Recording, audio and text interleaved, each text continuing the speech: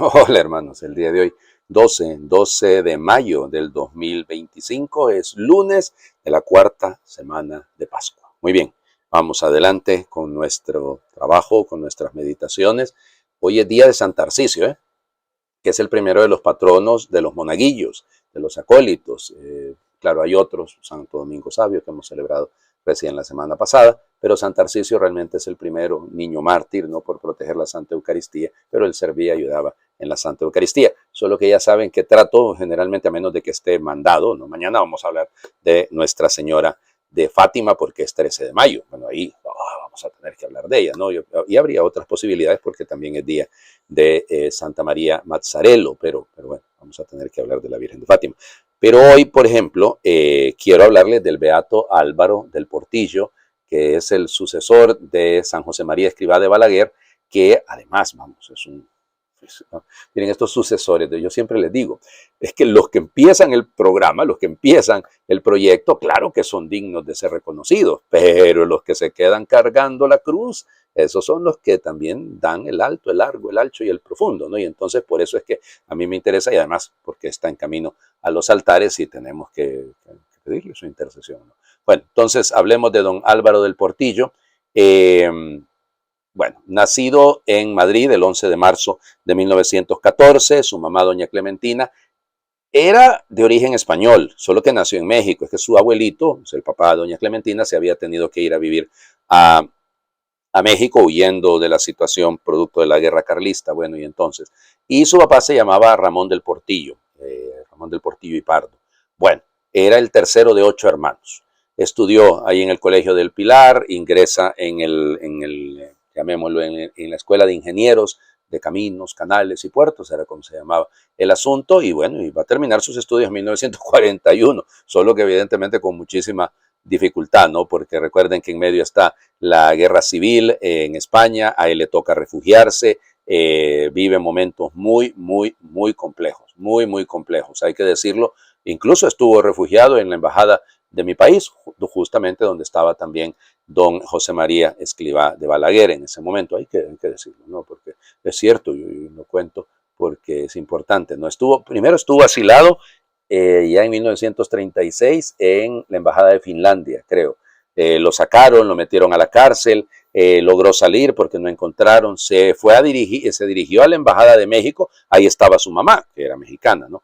Pero yo no sé por qué, parece ser que después de un mes, eso no lo he leído nunca, lo sacaron y se fue entonces en 1937, en marzo de 1937, ahí como les digo, a la legación de mi país, a la legación de Honduras. Bueno, eso ya les digo, es parte del asunto. Fue ordenado sacerdote el 25 de junio de 1944. Esto es también muy importante porque evidentemente de aquí dependerá mucho, ¿no? Y bueno, había sido admitido al Opus Dei desde 1935, o sea que ya todo este movimiento que les digo de estar refugiado en las embajadas y todo, ya había él efectivamente ha sido admitido, pero va a ser ordenado hasta 1944, y esto también es importante. Fue ordenado con otros dos que van a ser de los pilares ahí de Monseñor, ¿cómo se fue? Ay, Madre del Señor, ¿quién los ordenó? Fue el obispo de Madrid, Monseñor Leopoldo, que siempre se me vienen. Y entonces ahí fueron ordenados también José María Hernández y el otro se llamaba José Luis, pero no me acuerdo cuál era el apellido. No me da la cabeza, así es que definitivamente. Es que es fácil recordar un Hernández, pero creo que este tenía un apellido un poco más complejo. Esos van a ser los 3 primeros sacerdotes del Opus Dei, y entonces en cuenta va él. Bueno, se va para Roma, ahí se va a quedar luego San José María Escrivá, y entonces los años que siguen van a quedarse viviendo juntos ahí. Bueno, ahí en esa época es justamente cuando el Opus Dei empieza a ser reconocido, y entonces, ya digo, de manera canónica, y esto es fundamental, ¿no? Porque va a llevar adelante trabajos muy importantes. A él le va a corresponder, pues, extender el Opus Dei en la obra en varias ciudades ahí mismo en Italia. Y él va a ser un gran formador, ¿no? Gran formador. Además, estuvo precisamente, y creo que estuvo como 4 o 5 años como encargado del Colegio Romano de la Santa Croce, que más adelante va a ser la Universidad de la Santa Croce. Y él fue su primer rector y estuvo ahí, sí, 5 años, tiene que ser, pero del 48 al 53 se doctoró en Derecho Canónico, ya les digo, o sea, realmente es muy interesante, ¿no? Fíjense, esto es muy importante porque estuvo como perito en el concilio. Ya él participó con el tema en primer lugar, creo que el tema de los laicos y luego el de la formación sacerdotal. Y entonces estuvo, ya les digo, desde el primer momento, con Juan 23, estuvo ahí en la Sagrada Congregación como consultor de la Sagrada Congregación para el concilio. Esto es importante, ¿no? Muy, muy importante. Y luego ya después del concilio va a escribir 2 de sus libros que son los más importantes y yo creo que nacen de ahí, de la experiencia que vivió, sobre todo porque son unos apuntes, por ejemplo, son muy buenos sobre el sacerdocio que vale la pena señalar. Bueno, por el tiempo, ¿no? En 1975, cuando muere San José María, entonces Álvaro de Portillo fue elegido para sucederlo, ¿no? Y ya para 1982 sabemos que es el momento en el que fue erigida la prelatura personal por el Papa San Juan Pablo II. Entonces, de hecho, el mismo San Juan Pablo II lo va a nombrar obispo, lo nombra obispo en el 1990, 7 años después, pues, de hecho, 8 años después, el 7 de diciembre de 1990, y bueno, y él mismo lo ordenó, fue Juan Pablo II el que lo ordenó. Bueno, y entonces empieza un trabajo, evidentemente, a lo largo de esos años al frente del Opus Dei, lo va a extender. Leí, creo que son más de 20 países a los que llegó el Opus Dei durante su tiempo y va a ir realizando muchas, muchas obras bellas. Realmente es un trabajador fiel, ¿no? Ya les digo, se llama Escrito sobre el sacerdocio, no se llama Apunte, se llama Escrito sobre el sacerdocio, el que escribió en 1970. Y esos textos son muy, muy importantes. Muere el 23 de marzo de 1994. Siempre me acuerdo de la fecha de la muerte de él porque es la fecha de cumpleaños de mi mamá. Entonces, por eso es que me acuerdo de la fecha de su muerte. Pero fíjense, te van a decir, padre, ¿y por qué lo estamos celebrando entonces el 12 de mayo? Porque es el día de su primera comunión. Sí, sí, es el día de su primera comunión. Eso es una cosa bella, ¿eh? Si lo ven. Bueno, el proceso de beatificación comenzó ya desde prácticamente del 2004, estaba todavía San Juan Pablo II, lo aprobó en una buena parte como venerable el Papa Benedicto XVI, pero va a ser el Papa Francisco el que lo va a beatificar en Madrid. De hecho, el 27 de septiembre del 2014 no estaba ahí el Papa Francisco, sino que él pues lo delegó, ¿no? El Papa Francisco no fue a España. Es una de las cosas que hoy en día, de todo lo que le critican al Papa Francisco, hombre, él tenía sus razones y sus razones, si no fue ni siquiera a Argentina, hagan de cuenta. Algunos van a decir, padre, ¿y el nuevo Papa va a ir a Estados Unidos? Yo espero que vaya, y espero que vaya al Perú también, ¿eh? Son situaciones diversas, no son muy, muy distintas. Bueno, vamos a las lecturas del día de hoy. Madre del Señor Jesucristo. Este tema le importaba muchísimo al relator de los Hechos de los Apóstoles, la comunidad lucana, porque fíjense, son 2 capítulos sobre el mismo tema. Ahora leemos prácticamente todo el capítulo 11, me faltan algunos versículos, del libro de los Hechos de los Apóstoles, versículos del 1 al 18. En aquellos días los apóstoles y los hermanos que vivían en Judea se enteraron de que también los paganos habían recibido la palabra de Dios. Cuando Pedro regresó a Jerusalén, los circuncidados le hicieron reproches diciendo, has entrado en la casa de unos incircuncisos y has comido con ellos. Entonces Pedro les contó desde el principio lo que le había pasado. Estaba yo en la ciudad de Jaffa en oración cuando tuve una visión, vi algo semejante a un gran mantel que sostenido por las 4 puntas bajaba del cielo hasta donde yo me encontraba. Miré con atención aquella cosa y descubrí que había en ella toda clase de cuadrúpedos, fieras, reptiles y aves. Oí luego una voz que me decía, levántate Pedro, mata el animal que quieras y come. Pero yo le respondí, ni pensarlo, Señor. Jamás he comido nada profano o impuro. La voz del cielo me habló de nuevo, no tengas tú por impuro lo que Dios ha hecho puro. Esto se repitió 3 veces y luego todo fue recogido hacia el cielo. En aquel instante se presentaron en la casa donde yo estaba 3 hombres que venían de Cesarea con un recado para mí. El Espíritu me dijo entonces que me fuera con ellos sin dudar. También fueron conmigo estos 6 hermanos y todos entramos en casa de aquel hombre. Él nos contó cómo había visto de pie ante él a un ángel que le dijo, manda a buscar en Jaffa a Simón llamado Pedro. Lo que él te diga te traerá la salvación a ti y a toda tu familia. En cuanto empecé a hablar, el Espíritu Santo descendió sobre ellos como había descendido al principio sobre nosotros. Entonces me acordé de lo que había dicho el Señor. Juan bautizó con agua, pero ustedes serán bautizados con el Espíritu Santo. Por lo tanto, Si Dios les ha dado a ellos el mismo don que a nosotros por haber creído en el Señor Jesús, ¿quién soy yo para oponerme a Dios? Con esto se apaciguaron y alabaron a Dios, diciendo, por lo visto, también a los paganos les ha concedido Dios la conversión que lleva a la vida. Palabra de Dios. Te alabamos, Señor. Oigan, miren, ve. Es importante esto que les voy a comentar. Este paso, esta superación del simple judaísmo. Cuidado con lo que estoy diciendo, porque la iglesia tiene raíces judías. Eso no lo podemos negar, hombre. A mí me llama la atención estos fanáticos, ¿no? Miren, es que el problema que tenemos es que cuando nos encaprichamos en una idea, y la volvemos absoluta, entonces caemos en la ideología, ¿no? Y eso es peligrosísimo, ¿no? Caemos en una especie de fanatismo. Y eso hay que tenerle mucho cuidado. Las ideas son para discutirlas, no hay ningún problema, son para madurarlas, son para ayudarnos a crecer, pero ya les digo, el fanatismo es peligroso y estamos viviendo momentos de mucho fanatismo con algunos grupos. Y entonces pasaba también al inicio, cuidado, yo no estoy diciendo que nunca ha pasado, al contrario, bueno, hacer historia de la iglesia es casi llevar la historia de los fanáticos, sí, en serio, se los digo porque es verdad. Y entonces, fíjense, ¿qué pasa? Había un grupito, judaizantes, que creían que no, ¿cómo va a ser que vamos a dejar de ser judíos? Y estos paganos, ¿quién les ha dado permiso de meterse en la iglesia? Y entonces esa ruptura, ese avance va a costar. Y por eso el autor del libro de los Hechos de los Apóstoles pone como pionero de esto a el mismo Pedro. Ustedes dirán, bueno, pero Pablo va a ser el que, sí, el texto que hemos leído ayer, por ejemplo, de Pablo en Antioquía de Pisidia y todo aquello que va ahí a Iconio, que venía de Perge, todos estos elementos son a posteriori, no son del capítulo 13, pero estamos aquí en el capítulo 11 y es necesario reafirmar la autoridad de Pedro. Es necesario porque Pedro, fíjense, el Espíritu Santo viene sobre aquellos, aunque tenían fe antes, con la presencia del apóstol. Esto es bien importante. Esto es bien importante. Y discúlpenme que lo diga, porque sacramentalmente no puede haber, una acción sacramental, ¿de acuerdo? Valga la redundancia, sin la presencia de uno de los sucesores de los apóstoles. Y esto en la iglesia es clave.